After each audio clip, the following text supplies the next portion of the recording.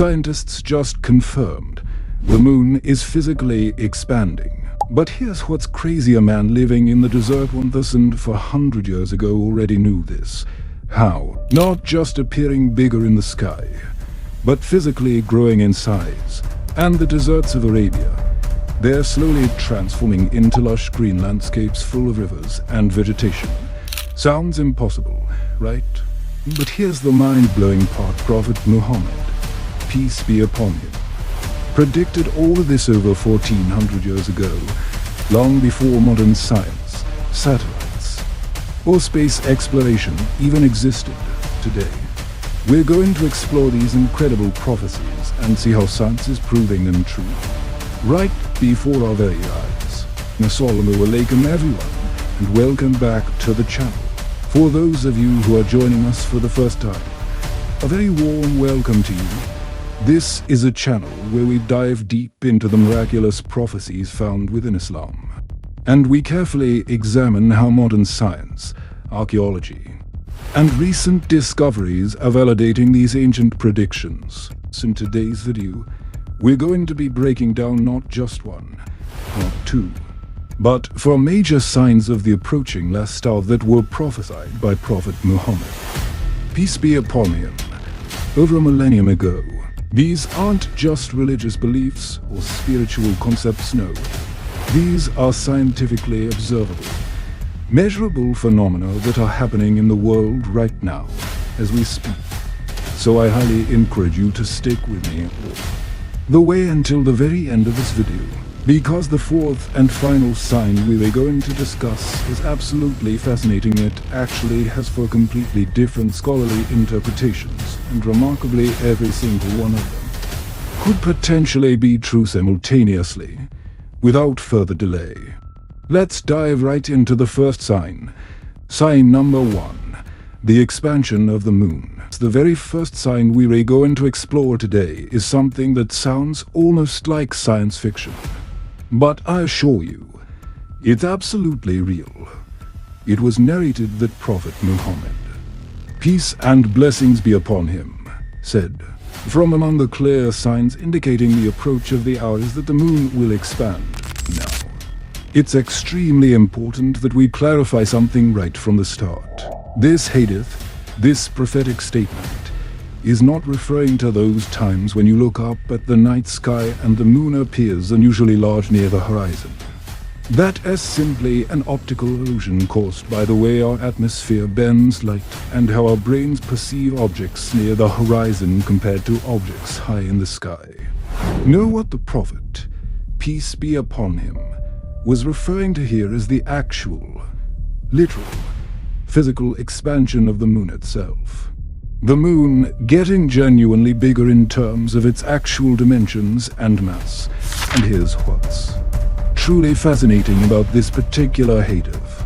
For many centuries actually, for well over 1,000 years, Islamic scholars, the great minds of our tradition, they chose not to comment too extensively on this particular prophecy.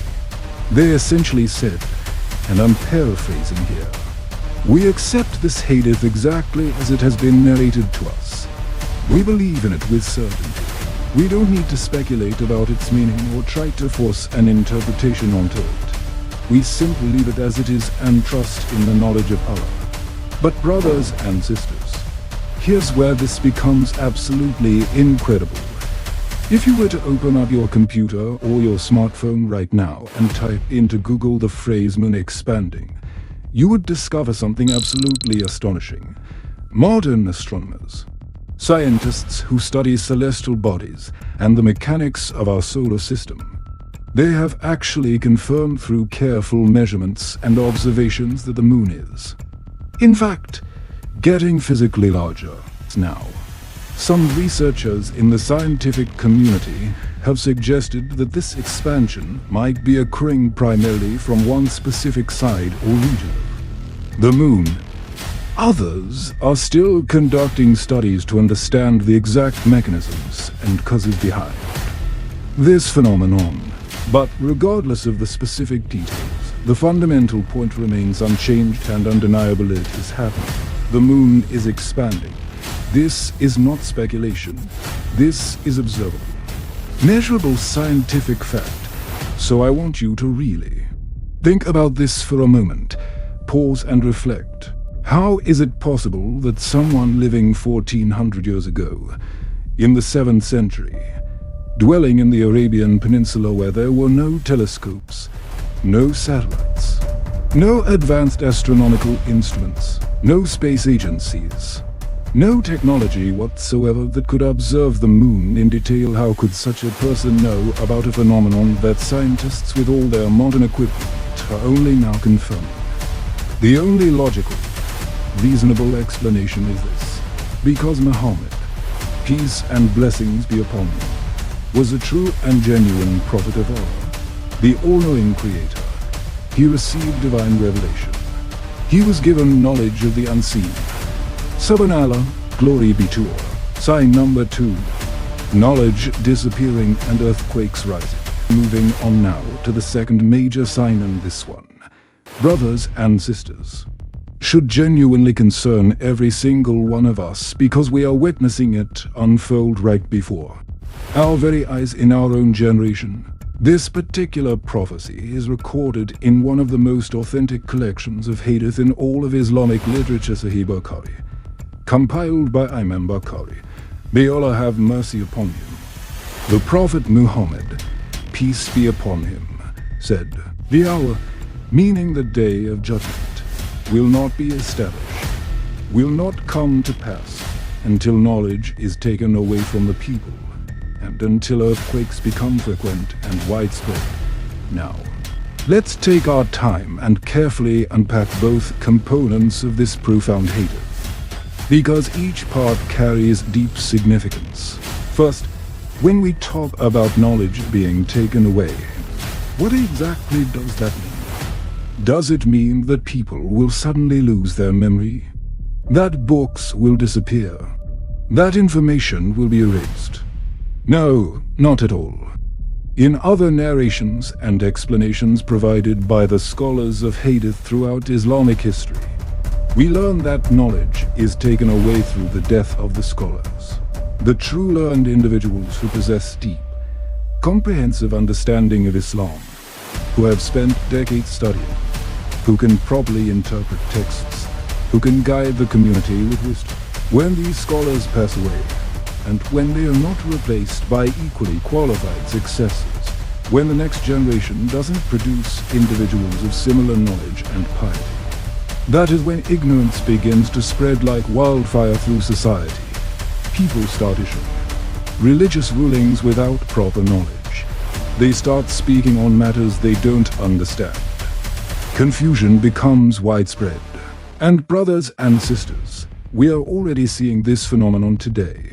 In our current time, the great scholars, the towering figures of Islamic knowledge that we had just one or two generations ago, where are they now?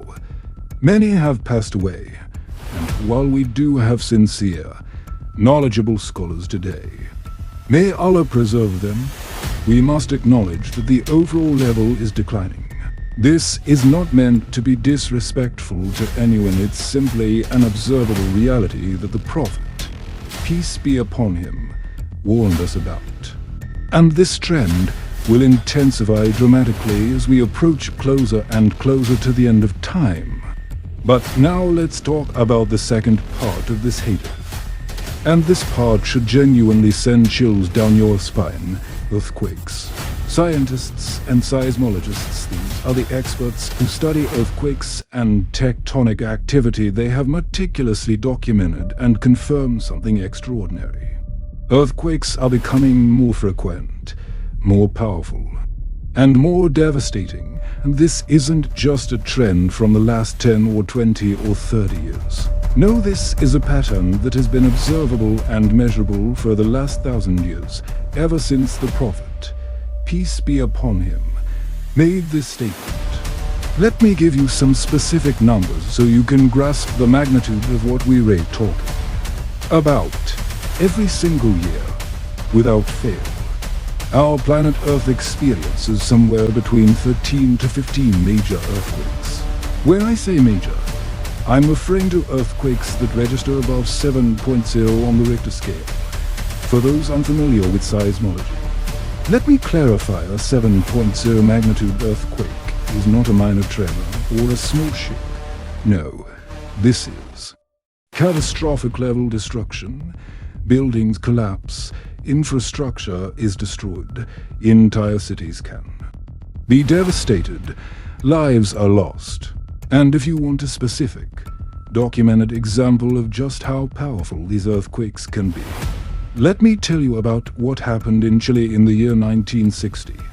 On May 22nd of that year, Chile experienced what remains to this day the most powerful earthquake ever recorded in modern human history. It measured a staggering 9.5 on the Richter scale. To put that in perspective, the amount of energy released by that single earthquake was absolutely mind-boggling. It caused tsunamis that traveled across the entire Pacific Ocean, reaching as far as Hawaii, Japan, and the Philippines. Thousands of miles away, the Prophet Muhammad, peace and blessings be upon him, told us this would happen 1400 years ago. And it's happening. It's unfolding exactly as he said it would. Sign number 3. Arabia returning to guns and rivers, and now, brothers and sisters, we arrive at the third sign, and I have to tell you, this particular prophecy is one that genuinely gives me goosebumps every single time I think about it. It's absolutely beautiful. It's poetic, and yet at the same time, it's scientifically verifiable and observable. The Arabian Peninsula will return to being gardens and rivers. This prophecy is recorded in Sahih Muslim, one of the 2 most authentic collections of hadith in all of Islamic tradition, compiled by Imam Muslim ibn al-Hajjaj. May Allah have mercy upon him. The Prophet Muhammad, peace and blessings be upon him, said, and I want you to listen carefully to the exact word: the hour will not be established, the day of judgment will not come to pass, until wealth becomes so abundant and overflowing that a person will go out seeking to give their obligatory charity, their zakat, but they will not find a single person willing to accept it, because everyone will be so wealthy. Now, that first part of the hadith is fascinating in its own right. But that's not what we're focusing on today. What we want to examine carefully is the second part of this prophetic statement: and until the Arabian Peninsula returns to being gardens and rivers. Did you catch that word, returns? The Prophet, peace be upon him, didn't say becomes or transforms into. No, he specifically used language indicating that it will return to this state. Which means, brothers and sisters, that Arabia was green before. It was once covered in lush vegetation, forests, and flowing rivers in the ancient past. But think about this for just a moment. Put yourself in the shoes of someone living 1400 years ago in 7th century Arabia. You're standing in one of the harshest, most unforgiving desert environments on the entire planet. Everywhere you look, you see nothing but sand dunes stretching endlessly to the horizon. The heat is unbearable. Water is scarce. Vegetation is minimal. It's a landscape that seems eternally barren, completely inhospitable to the kind of lush life we associate with gardens and rivers. And yet, in this environment, this man Muhammad, peace be upon him, makes a prediction that this exact desert will one day be covered in greenery and flowing water again. Not just that it might happen, but that it will happen with absolute certainty. How? How could anyone know this? Well, brothers and sisters, modern archaeology and geology have provided us with absolutely stunning evidence that Arabia was indeed green in the distant past. And the evidence isn't just suggestive, it's overwhelming and undeniable. Let me give you some concrete examples. Archaeological teams conducting excavations in various regions of the Arabian Peninsula have discovered fossilized remains of elephants, yes, You heard that correctly. Elephants buried deep beneath the desert sands. These aren't just small fragments or questionable artifacts. We're talking about well-preserved tusks, bones, and other remains that can be scientifically dated and analyzed. Now, I want you to think about what you know about elephants. Where do elephants live? They live in regions with abundant vegetation, forests, grasslands, near rivers and water sources. They need massive amounts of food and water every single day to survive. Elephants absolutely do not live in deserts. It's biologically impossible for them to thrive in such an environment. So the presence of fossilized elephant remains buried in what is now desert can mean only one thing. Many thousands of years ago, this region was not a desert. It was a tropical or subtropical environment, rich with plant life, rivers, lakes, forests, a thriving ecosystem capable of supporting large mammals like elephants. But if you want even more straightforward, undeniable proof that Arabia was once teeming with life, you don't even need to look at archaeological digs or ancient fossils. The evidence is quite literally right beneath our feet, powering our cars, heating our homes, and driving the global economy. Oil, black gold, petroleum. The Arabian Peninsula, as everyone knows, sits atop some of the largest oil reserves in the entire world. Saudi Arabia, the United Arab Emirates, Kuwait, Iraq, these nations possess astronomical quantities of crude oil buried deep underground. But here's the question. What is oil made of? Where does it come from? Oil is formed from the remains of ancient plants, animals, and microorganisms. Carbon-based life forms that died millions of years ago became buried under layers and layers of sediment, and were subjected to immense pressure and heat over geological timescales. Through this process, their organic matter was transformed into the petroleum we extract today. So the mere existence of vast oil deposits in Arabia is itself absolute, irrefutable proof that this region was once covered in abundant life. Forests, swamps, rivers, vegetation, animals. The oil we pump from the Arabian desert is literally made from the fossilized remains of ancient ecosystems.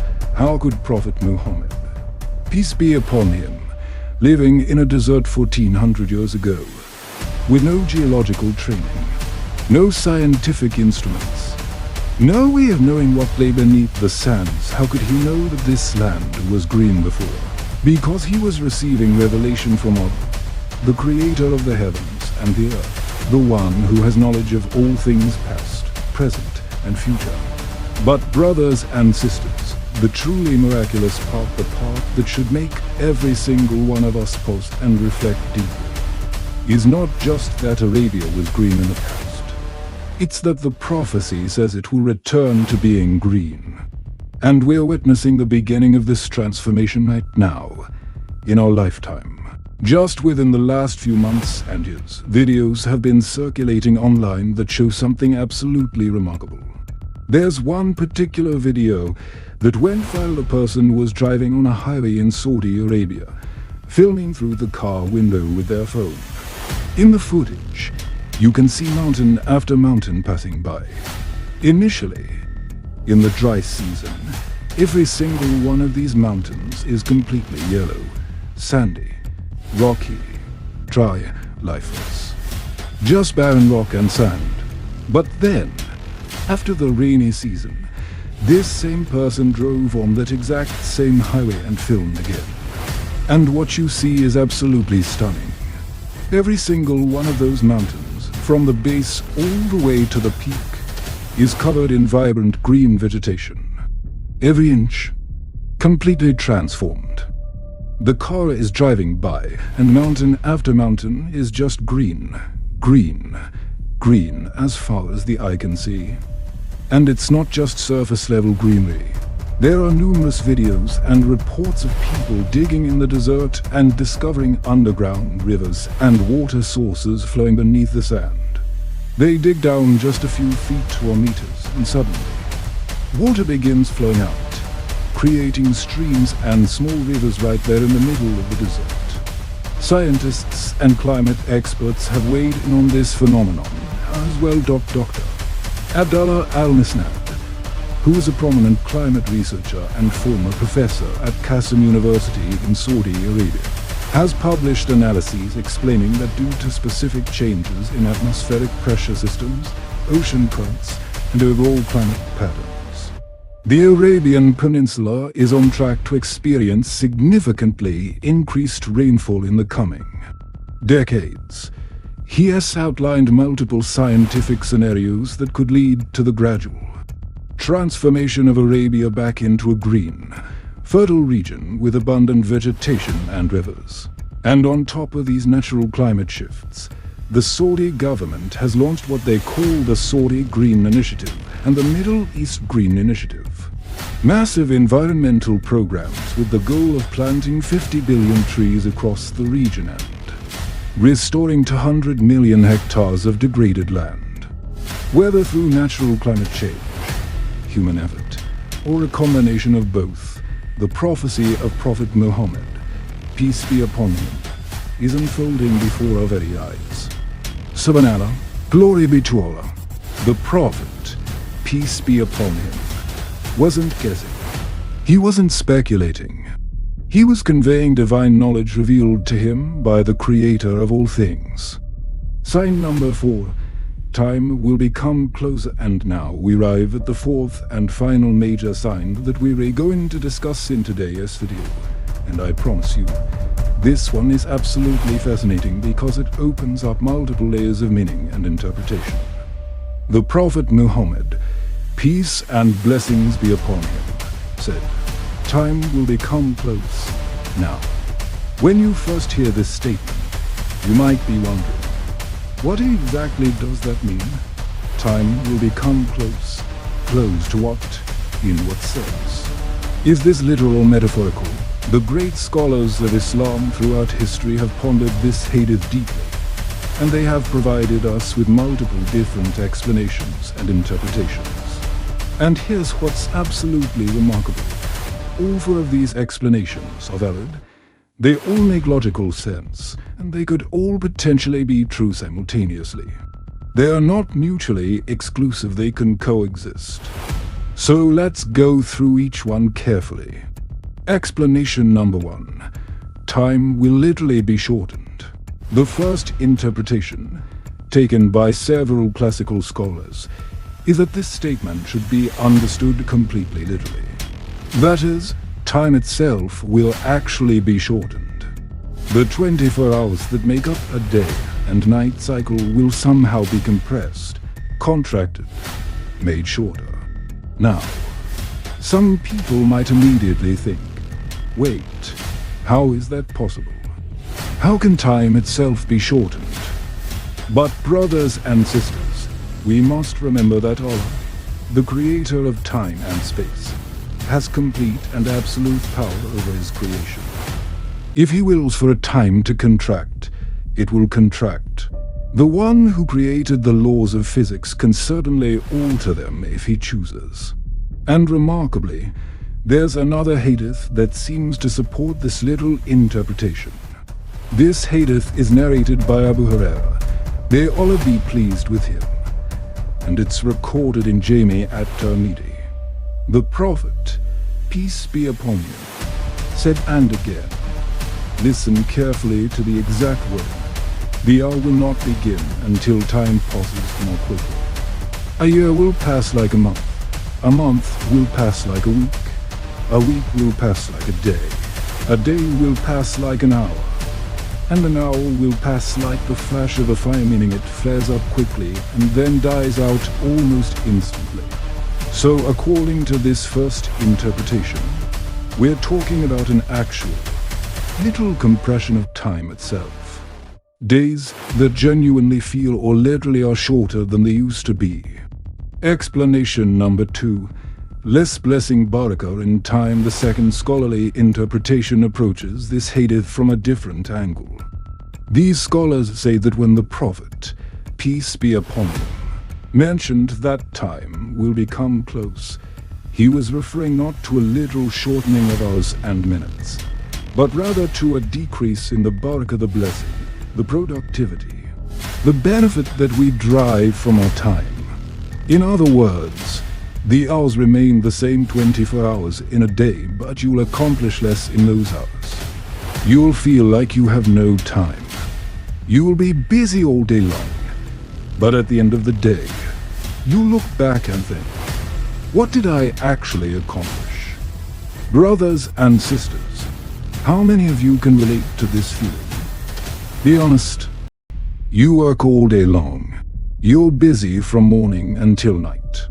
But somehow, your to-do list never gets shorter. Tasks pile up. You feel perpetually behind. There's never enough time. And here's what makes this interpretation even more compelling. Think about all the so-called time-saving devices and technologies we have today that previous generations didn't have. We have washing machines that clean our clothes automatically, no need to wash by hand for hours. We have dishwashers. We have microwaves that heat food in seconds. We have cars and trains and airplanes that transport us at speeds our ancestors couldn't imagine. We have computers that process information instantaneously. We have the internet, which gives us access to virtually all human knowledge at our fingertips. All of these inventions were supposed to save us time, to make us more productive, to give us more free time to relax and enjoy life. And yet, paradoxically, people today feel more rushed, more stressed, more time poor than ever before in human history. Despite having all these time-saving devices, we have less time, or at least it feels that way. We're busier than ever. We're more stressed than ever. We can't keep up. That, brothers and sisters, is lack of barakah in time. Same number of hours, less productivity, less peace, less benefit. And this is exactly what the Prophet, peace be upon him, warned us would happen. Explanation number 3. Human lifespans will shorten. The third interpretation provided by scholars is that time becoming close refers specifically to the shortening of human lifespans. People will live shorter lives as time goes on and as we approach the final hour. And when we look at Islamic history and the stories of the prophets, peace be upon them all, we can see a clear pattern of declining lifespans over the ages. Prophet Noah, peace be upon him, lived for 950 years according to the Quran. Nearly a millennium. Can you imagine? Then we have Prophet Abraham, who lived approximately 175 years. Prophet Musa, Moses, lived around 120 years. By the time we reach the Prophet Muhammad, peace be upon him, he lived only 63 years. And today, most people, if they're blessed with good health and longevity, might reach 70, 80, maybe 90 years old. Very few people make it past 100 years. So we can see a clear historical trend. Lifespans have been decreasing over time. And according to this interpretation, this trend will continue and become even more pronounced as we approach closer to the Day of Judgment. Time is becoming close in the sense that our individual time on this earth, our lifespan, is getting shorter and shorter. Explanation number 4. Faster transportation and communication. And now we come to the fourth and final interpretation. And personally, I find this one to be absolutely remarkable in how clearly it applies to our modern era. According to this fourth scholarly explanation, when the Prophet, peace be upon him, said that time will become close, he was prophesying the development of extremely rapid means of transportation and communication that would effectively shrink distances and make the world feel smaller. Brothers and sisters, think about how people used to measure distance in the old days, before the modern era. They didn't measure distance in kilometers or miles primarily. They measured it in time. They would say, This city is 3 days' journey away. Or that village is a month's travel from here. If you wanted to travel from Baghdad to Mecca 1,000 years ago, that journey would take you many weeks or even months, depending on your mode of transportation: walking, riding a camel or horse, traveling in a caravan. But today, you can board an airplane in Baghdad and be in Mecca in just a few hours. What used to take months now takes a fraction of a single day. Isn't that time becoming close? Isn't that distances shrinking? Places that were once impossibly far are now easily reachable. And it's not just physical transportation. Think about communication. If you wanted to send a message to someone in another country a few 100 years ago, you would write a letter by hand, give it to a messenger or postal service, and then wait weeks or even months for it to arrive, and then wait weeks or months more to receive a reply. Today, you type a message on your phone, hit send, and it arrives instantly. It doesn't matter if the person is across the street or on the other side of the planet, instant.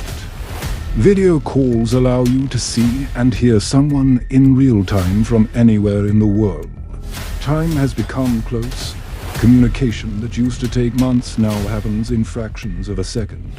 The world has shrunk, and the Prophet Muhammad, peace and blessings be upon him, predicted this development 1400 years ago, long before airplanes, cars, trains, telephones, internet, or any modern technology existed.